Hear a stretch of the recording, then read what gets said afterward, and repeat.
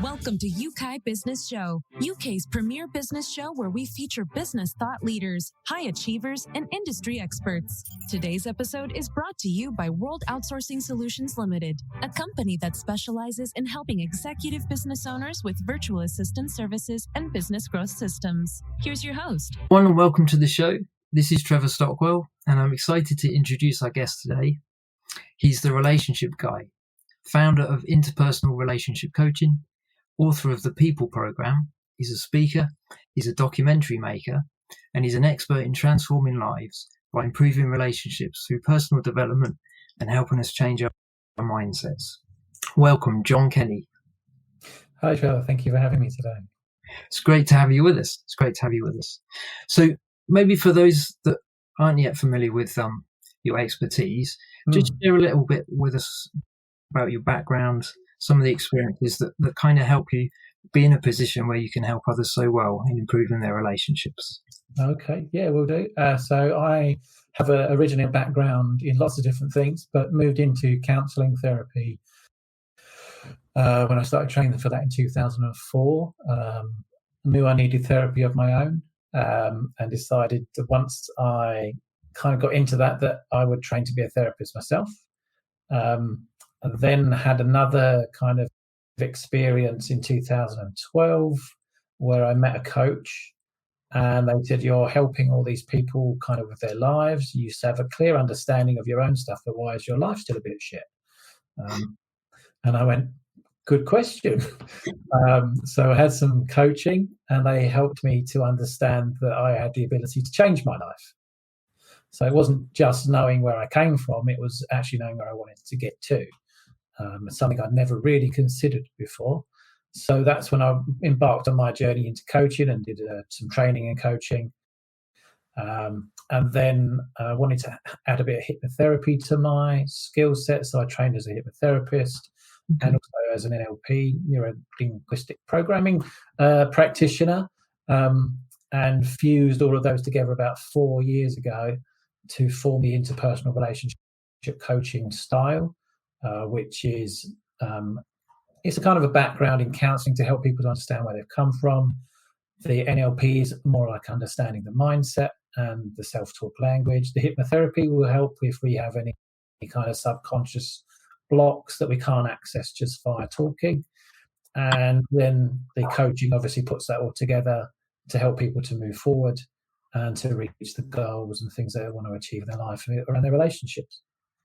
Okay, yeah, it's quite an interesting journey then that's got you to where you are. Yeah. I went settled on the expertise in relationships because I grew up with some very unhealthy kind of relational beliefs and relational patterns, and was just going from one sort of toxic space to the next.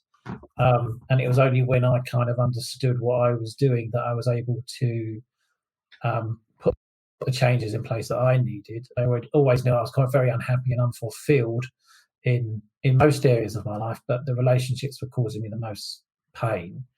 And then I kind of recognized how important your relationships are to your overall well-being and how much of an impact they can have onto all areas of your life. They have a significant influence on what other areas of our life we're able to have a fulfilling and happy side of it. And that's why I went down the relational route, to help people to kind of shift where I shifted from, because I know how much of a major impact it can have on everything. Yeah, absolutely. I know what you mean. It's kind of like, no matter how many times we read books on relationships or hear something regularly, it just, well, from my personal experience, I need kind of input to just sharpen how I see things, how I'm responding as well. So yeah, no, it's great what you're doing. Let me dig, if I may, just a little bit in. I'm just kind of curious into what actually got you to the point where one day you thought, right, I need therapy. I need to kind of start a journey of change. Yeah. Okay. So I'd had come out of a very toxic relationship space back in my sort of early 30s. And knew I was very unhappy, and someone suggested I went into therapy. I'd already done a little bit of training when I went into university when I was in my late 20s to train to be a teacher, and I really did like teaching, but we had to do some psychology, and I found that very interesting. And then when I had my own therapy, I thought, this is definitely something that I could look at as doing as a career, because I had no idea what I wanted to do. I was an international athlete, ran for Great Britain up until I was sort of in my mid-20s, and I always wanted to be a full-time athlete, and I had no idea what I was going to do before that, and I had no idea what I was going to do after that. So I was kind of scraping around the barrel looking for my next career path, and ended up joining the fire brigade. So I was a firefighter for 12 years. Wow. Okay. And while I was there, I realised how miserable I was. So someone mentioned some therapy, so I had my own therapy, and that kind of sparked my interest in helping people to do the same, helping people to do the same for others as had been done for me. Yeah. It was when I had the coaching, and what happened there was I had a realization. So I had the coaching, but I'd also just come out of another relationship, and I remember sitting on my sofa with my cat and having a word with my cat and saying, "I'm never doing this again. This needs to change. This is the moment where I stop." And that was kind of a massive moment for me. I made a kind of a promise to the cat, but I was making a promise to myself. Yeah. This was the last time I would enter into something that was toxic and unhealthy, and I would end up feeling the same way. I'd just finished my training as a coach at that point. Okay. And so it really kind of gelled very nicely into where I now wanted to take my life. Yeah. That's interesting. So, okay, with regards to sort of relationships then, it's business owners that listen to the podcast. How can we as entrepreneurs, business owners, how can we improve our relationships? What would say be the number one mistake that you can think of that we make with regards to relationships? We get stuck in our own stuff. So when it comes to relationships, there are so many different things the dynamics are so varied. But the problem, if there's a problem in a relationship, it's generally because we're coming from our own stuff. So we're holding on to certain things which make relationships unmanageable or unworkable.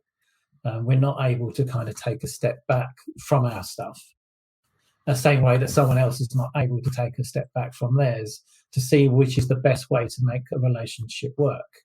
Yeah. Because we all come in with our own ideas about who we are, who this other person is, how relationships function, what I need from that relationship as well. And we put our own needs generally before the needs of anything else, and that blinkers us into having something that could be more cohesive and more successful. Okay, so how can we deal with our stuff? If we what would be a good way to? A good way is to, first of all, obviously get a coach, someone who really understands the intricacies of relationships. Yeah. But it is to look at yourself, because the relationship you have with yourself is the most important relationship you're ever going to have, because that will drive all of your decisions. So if you have a relationship with you which isn't very healthy, you're unlikely to have relationships outside that are very healthy.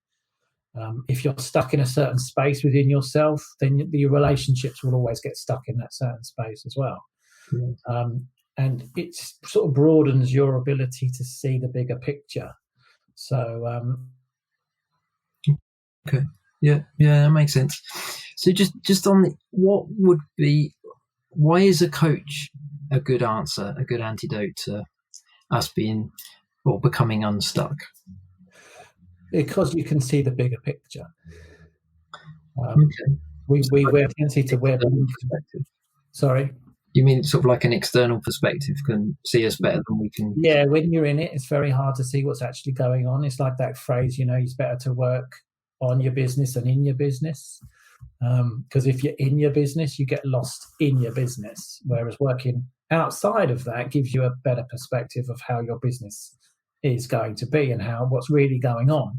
And it's the same with your relationships. If you can take a step outside of yourself and say, okay, what am I doing? What's really going on for me? A coach will be able to help you to see that. They'll be able to say, this is what's going on around you, but actually this is your part that you're playing in any of the problems, issues and stuff that you've got.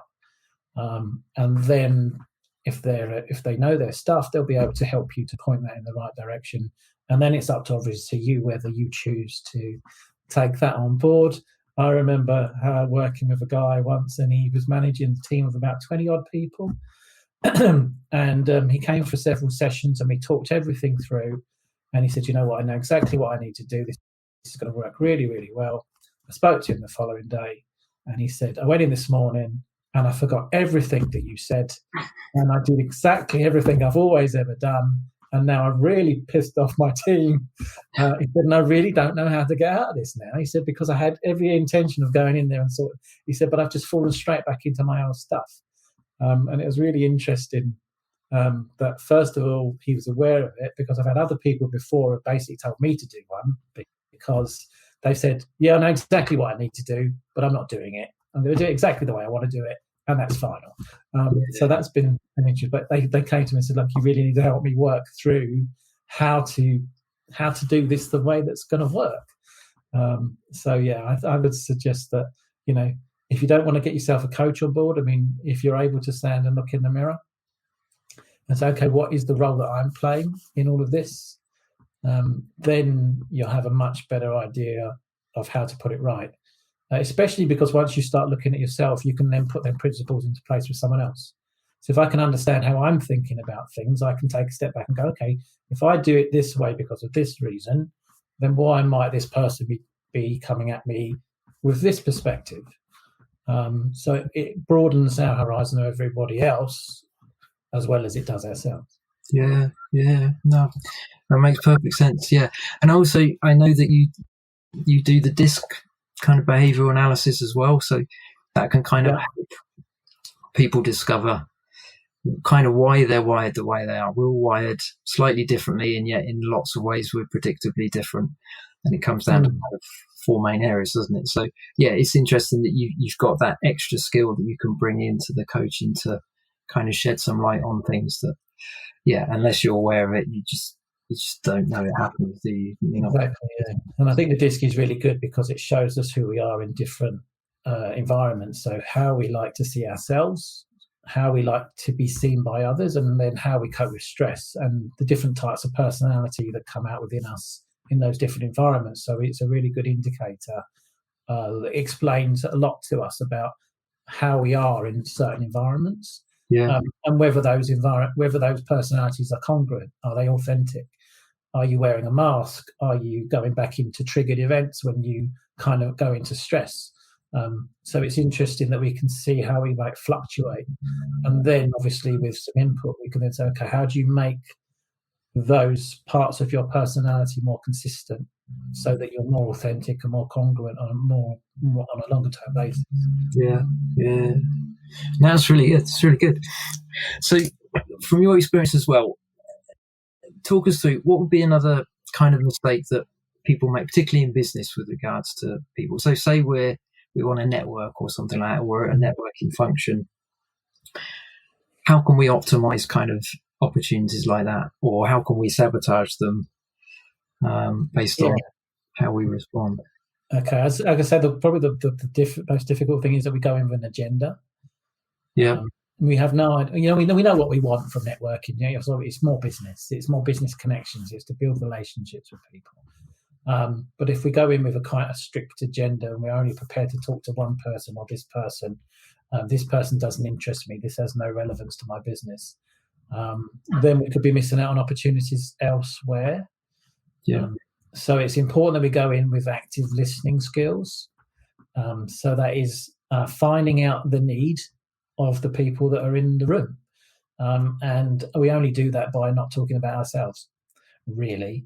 And to get yourself some kind of, I wouldn't say probing questions, but get yourself some relevant questions in your head that explores the needs of other people. And then you can tell that person, oh, that's amazing, I do this, blah, blah, this is how I can meet your need. But we don't have a tendency to do that when we go networking. We have a tendency to go in there with an agenda. This is the client that I'm looking for. Yeah. And we're a little bit blinkered. So I would suggest that if you're going to go into a networking, it's about building those relationships. I had a client contact me probably it was just before lockdown. I'd never met them before, but I'd been to a networking event and had a chat with somebody, and they sort of said, oh, I know. They didn't actually say to me at the time, but they've come back to me, and it must have been about a year later that this person contacted me and said, oh, I spoke to so-and-so. They met you at a networking event about a year ago, and they suggested I'd come and talk to you. Nice. Yeah. I think networking is, depending on what service is, it's more of a longer game. Some people want to snap up what you've got immediately because it's like an essential service, or, you're going to hit that need straight away. But if you can, it's like any kind of conversation where you want someone to kind of buy into what you're doing, is you need to understand what their pain points are and what they really need first. So that's what I would suggest, is if you're going into a networking event, is to go in there with a very open mind. But when you're talking to people, try and figure out what it is that they really need. Yeah. Yeah, kind of put yourself in their shoes. Why would they want to talk to me is kind of a good way to, good question to ask. Okay, no, that's good. Do you have like one or two kind of general questions that you've got in your arsenal that you use that maybe you could share that people could kind of adopt and tweak slightly for their service or product that they're offering? Yes, I do actually. That's a business secret. That's in my diary that I take with me, actually. So the first one is kind of, actually, I don't know if they're still in yet, because I checked them out. Because the reason why I'm kind of digging deeper is because I think it's such a valid point that, so many times we approach things, we know what we do, and that's kind of what we want to say, but it's like, is that what people need to hear? It could be completely different, couldn't it? So I would suggest maybe something along the lines of how's business going? What's the biggest issue that you're facing right now? And then something along the lines of that's really interesting. And what does it look like if you don't get that resolved? Nice and succinct. Yeah, no, that's really good. Well, there's a couple of little things you could kind of squeeze in between that, but I think that's the gist of things, because then you're understanding the pain. And then you can offer, okay, well, you know what, I can help you with that. Yeah. You can feel your pain there. If you don't get this resolved, this is what it's going to look like. Actually, by working with me, or by doing this with me, buy my product, whatever it might be, this is going to resolve that problem for you. Perfect. And you're opening the door, because they can't really say no to that, because you've already opened the door to their pain point, and they can't then go back and say, well, I didn't really mean that. But you've planted the seed, at least. And then they can. It's up to them whether they want to step on and take you up on your offer. Yeah, no, that's good. And seeds grow, don't they? As you say, someone met you, and then it was a good passage of time later before kind of the connection actually happened. So never underestimate the value of a seed. That's what I always say. Yeah, it's definitely worth it. And as you say, it's such a key thing. Relationships, in a lot of ways, I think in some ways mentally we think, they're important, but sometimes the outworking of our behaviour and our attitude and things like that, we're sending signals that we don't necessarily believe that to be the case. That's really good. This I'm enjoying this stuff. This is right down my street, so I love this. And I think everyone that's listening is like, wherever we are with regards to relationships, whether we feel like we're doing really well, it's very easy to just fall off the edge and make a mistake like that. Would you say, so you mentioned kind of thing that one of the key things is taking responsibility, really, isn't it? It's like me having a look in the mirror. Am I actually the cause of whatever the issue is with the relationship issue that I've got? Or is it really about everyone else and I can just carry on as I am? So if somebody's not going to coach, we're not going to get a coach. You've written a book as well, haven't you? Would like the first step, or where would that come in? Yeah, so the book is called The People Program: How to Overcome Your Blocks to Success. And the first half of the book is my life story in a nutshell, about how I learned to develop my sense of self and the impacts then that had on everything I did. So I mentioned earlier on that I was an athlete. I ran for Great Britain several times, but I always sabotaged my own success because of certain things I believed about myself and certain things I believed about life, and I didn't deserve success. I wasn't allowed success. And every time I reached a certain level of success, I would then do something to sabotage how far I could take it. The same with business. So when I first started my counselling agency, I tried to expand it into other areas and make it like a holistic therapy centre. It was all going very well, and I decided that one thing had gone wrong, and I took my foot off the gas completely, and thought this was just the thing that was going to ruin everything, and then just basically took a step back, and it just fell through the floor. The counselling agency still ran because that was already successful, but it was the expansion of the expansion idea, and I brought lots of other people on board, and then I just basically threw it all away. Because I didn't allow myself to take it forward. There's a fear of failure, a fear of success in there. But basically my own kind of self-worth and self-deserving stuff kicked in, and I thought this could be massively successful, and then decided I wasn't going to allow that to happen. So it's like the book is based around that. It's understanding why I had terrible relationships throughout my life. Because I was always choosing toxic people to be around based on the toxic stuff I grew up with as a child, and then the kind of self-sabotaging behaviour, because again, as a child, I didn't learn to believe in myself. I didn't know how to handle good things. So every time they came along later on in life, I wouldn't know what to do with them, so I would destruct and destroy everything that I could to kind of keep me back in that miserable, unsuccessful space. Yeah. Okay. And the book, at the end of the book, the People Program helps people to kind of work through that themselves. So it's asking them, happy ending. Right? Yeah, asking yourself the questions to get to the answers that you need to get to in order to understand what you're doing in your life that's stopping you from moving forward. Okay, so I think you've just answered my next question, which was going to be, I've just been listening to this. I know there's some toxicity in some relationships. What do I need to do? And from what you're saying, if I hear you right, is start being honest with yourself, ask serious questions about yourself, and maybe a few people around you that would tell you honest responses as well.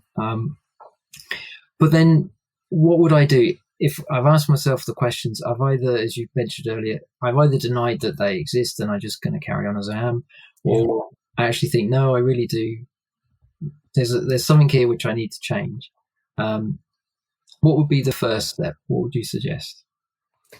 Okay, once you're aware of something, so I like to think if you can understand something, it's easy for you to accept. And once you can accept something, it's easier for you to change. So the understanding part is the major part of all of this, because if I don't know why it doesn't work, I can't really put anything in place that helps me to put it right. So that understanding of saying, I can see why this happens. I can see how my choices might bring this stuff into my life. And then once we can say, okay, I can accept that. I can take responsibility for that. And then it is, okay, what do I need to do differently? It's very vague, but very specific for that individual person to understand. Until you know what you're doing, you can't really do anything about it. So once you have that acceptance of that it's you that can do something, I mean, you don't have the ability to change everything and everybody, because that's just like banging your head against a brick wall, because you're not going to change other people, but you can help influence other people by changing yourself. So once you start shifting the boundaries of your relationships, people will either come towards you more, they'll stay where they are, or they'll back away. But at least if you know that you're in a good space, that you've done the changing that you need to change, you know exactly where you are within all of those relationships. And then if they're relationships you want to let go of, you can. And if they're relationships that you want to keep hold of, then you can change the way that you are within them. So, for instance, if it's a friend and they're toxic, it's probably best if you walked away, because you don't really need a friend in your life that creates toxicity. If it's a partner, you can change yourself and see if they come towards you. If they don't, then again, you've got a choice at that point. Is this relationship worth staying in if it's going to continue to be an unhealthy space for you? And then you've got family. Most people like to keep family in their lives, although you don't have to if you don't want to. But it helps you to kind of, okay, I know what my role is in this. I can't do anything to shift them, but I can put myself into a more positive mindset. I can stop myself being triggered. I can be okay with keeping them in my lives, but putting them into a space which is more suitable for me. So it helps you in all types of relationships. It'll work with your work relationships as well. You might be able to sort of say, okay, I'm bringing this issue in to this relationship at work because of the way I am. If I change, then hopefully this other person will change. If not, depending on where they lie in kind of structure of the business, you can tell that they need to sort themselves out. Yeah. Or you can manage yourself within that relationship. So it's a healthy space for you to be. Okay. Yeah, no, that's really useful. I'm curious, at the start I mentioned as well that you did a documentary. Tell us a little bit about that.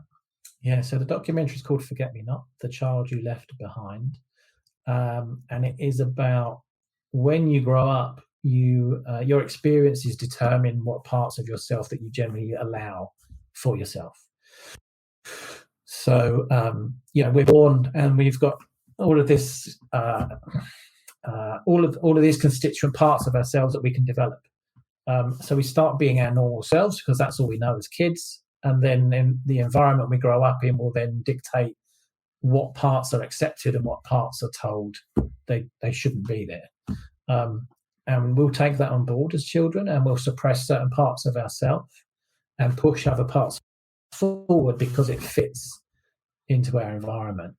And then when we become adults, if we keep doing that, there's always going to feel like there's something missing within us. There's going to be parts of ourselves that we don't accept, that we're uncomfortable with, and we'll never feel truly authentic and congruent with who we are, and therefore very unlikely to ever feel as happy and fulfilled as we could be. So the documentary is about understanding in order to be able to say, okay, what parts of myself have I not accepted throughout my life, and how do I bring those back into play as an adult that makes me feel better about myself? Okay, yeah, that's interesting. And is that available sort of like online at the moment, or? Yeah, so I was doing a lockdown special. It's on Amazon. It's on Amazon Video on Demand, so people can get it on Amazon. But I got permission during the first lockdown from the producers to sell it on my website for £1, just to give people something to watch that might be really interesting for them to look at while they've got lots of time on their hands. And we've kept that going through the second lockdown as well. So it's actually available via our website for £1 if people are interested in watching it. It's about 70 minutes long, so there's plenty of stuff in there. Wow. Okay, that's just £1 well spent, I would say. Very much.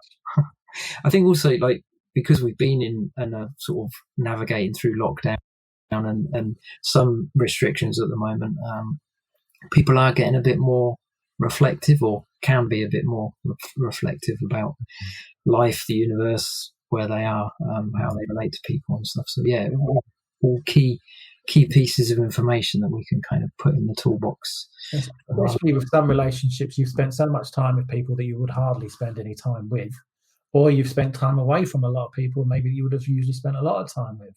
So relationships have been, I think, one of the major things that have been enlightening over the last 6 months. No, you're right there. It's great chatting. We are going to sort of draw it to a close fairly soon, but just before we do, anything that I haven't asked you that you want to share with business owners, entrepreneurs, those that are thinking of starting their own business, that will all help them navigate kind of relationships and how that all rolls out in the work-life kind of balance of things. I think people need to be aware of the influence of relationships on their business. For instance, if you've got a toxic relationship at home, it will distract you from your business, no doubt about it. Because if you have an unhealthy relationship with someone outside of your business, then it's going to play on your mind and it's going to distract you. So I would suggest if you have an unhealthy relationship, that you get that resolved, especially before you move into business, or if it is affecting your business, to be aware of the impacts it has. How much mind space does it take up during the day? How many issues does it really cause you, and how is it holding you back? So that's something I would seriously consider. And obviously how relationships can help you in business as well. Cultivating a healthy relationship with people can't do you any harm. So that the more healthy relationships you do have, whether it's a business relationship or a personal relationship, it's only going to bring something positive to your life. So if you recognize there are a lot of difficult relationships that you experience, maybe it's time for you to have a good look at what that's all about and how they can be changed in order to make your business life a lot easier. And also, if you've got the support, the encouragement, someone that's going to help you to make your business a success, then it's a no-brainer, really. Sounds good. Yeah, definitely good advice there. It's been great chatting, John. It really has. Thanks for taking the time out to share with the audience, and just enlighten us with regards to some of the issues that are maybe tripping us up and we're not aware of, that we can kind of at least start to put some changes in place, and be honest with ourselves, isn't it? I think that's the key one. We can lie to ourselves for so long, but then eventually, why would we carry on like that if it's not going to serve us well? So, exactly, I mean, there's some people that have lied for the whole of their lives, and you can see the detrimental impact of that as they get older. Yeah. So how can people find you? What's the best way for people to touch base with you? So probably via my website is a good place to find me, and you can have a look to see what I do there as well. So that's johnkennycoaching.com. LinkedIn, being as we're business people, you can find me, John Kenny, the relationship guy, on LinkedIn. So just put a search in for me, and if you want to kind of connect on there, that'd be great. Send us a message to say hello. I'm all over other social media, but you'll find me in most places. But I think LinkedIn and via my website probably the best places to find out more about what I do. Okay, no, that's great. And I would encourage everybody that's listening to take a moment out, go and have a look at what John does, and explore. You owe it to yourself, I think, to just do maybe a relationship checkup as to where you are, what things are good and working, what things are not so good, and that you want to change, and then be proactive, be honest, and be proactive about it. And definitely chat to the relationship guy, because he can help you with any aspects that you're struggling with regards to that. So once again, thank you, John. It's been a pleasure chatting with you. You're very welcome, Trevor. I think with everybody that's listening as well, it's just, if you don't think that any of this applies to you, then take hold of it and tell a friend. And maybe they'll be honest and say, we should listen to it as well. Who knows? But I'm sure I could reel off maybe 4 or 5 people that I know definitely need help with their relationships, but they're not quite ready to. But like you said with the seed earlier on, it's about, what, you've got this problem, you can do something about it, and when you're ready, I know someone who can help you. Yeah, definitely. No, definitely. Okay, well, that's brilliant. Thanks very much for your time, John. Much appreciated. Thank you. And yes, have a great day, everybody out there. We'll catch you on the next show. Thank you for listening to Yeukai Business Show. We will be back to bring you more episodes with success stories and advice straight from the experts. Want more? Check out www.yukaibusinessshow.com. Get your free trial of our virtual assistant service today. Just visit www.worldoutsourcingsolutions.com. Quote WOS18 or send us an email at support@worldoutsourcingsolutions.com.